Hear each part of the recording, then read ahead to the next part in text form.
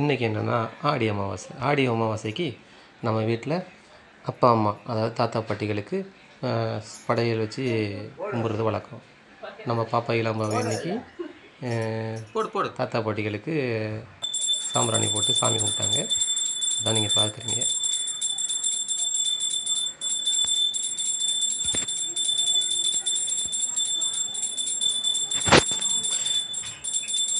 அதான் சாமி கும்பிடும்போது ரொம்ப பயம்னா சாம்பிராணியை பார்த்தோன்னே கொஞ்சம் சுடுமோன்னு சொல்லிட்டு பயம்.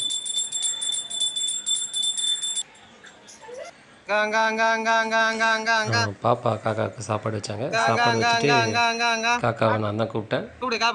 நான் கூப்பிட்டேன், காக்காலாம் வந்துடுச்சு. ஆனால் காக்கா ரொம்ப டிமாண்ட் பண்ணி ரொம்ப லேட்டாக தான் போட்டு அதுக்கப்புறம் தான் சாப்பிட்டாங்க. அதோட மனத்தில் நிறைவானுச்சு. வடை எடுத்துருச்சு காக்கா.